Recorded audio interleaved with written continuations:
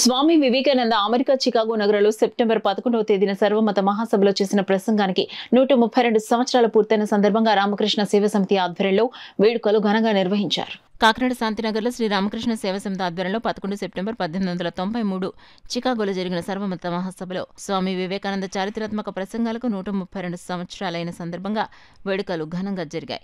ముందుగా వివేకానంద పార్కులో గల స్వామీజీ విగ్రహానికి శ్రీ రామకృష్ణ సేవా సమితి ప్రెసిడెంట్ విఎల్ గాంధీ పూలమాలలు సమర్పించి శ్రీ రామకృష్ణ సేవా సమితి వివేకానంద ఆడిటోరియం నందు ఘనంగా వేడుకలు నిర్వహించడమైంది. ఈ కార్యక్రమానికి శ్రీ రామకృష్ణ సేవా సమితి ప్రెసిడెంట్ విఎల్ గాంధీ అధ్యక్షత వహించారు. వక్తలు ప్రెసిడెంట్ విఎల్ గాంధీ, ఉపాధ్యక్షులు వకలంక రామకృష్ణ మాట్లాడుతూ 11 సెప్టెంబర్ 1893 చికాగోలో సర్వమత మహాసభలో స్వామి వివేకానంద చేసిన ప్రసంగం ప్రపంచ చరిత్రలో ఓ మైలురాయని, కార్యక్రమంలో హాజరైన వేలాది మంది ప్రతినిధుల్లో స్వామీజీ చిన్నవాడని, అమెరికా దేశప్రియ సహోదరులారా అని స్వామీజీ తన మృదు కంఠస్వరంతో అనగానే సభ 3 నిమిషాల పాటు దద్దరిల్లిందని, మన దేశ గొప్పతనం, ఔన్నత్యాన్ని ఆ సభలో స్వామి వివేకానంద కొనియాడారని వక్తలు తెలియజేశారు.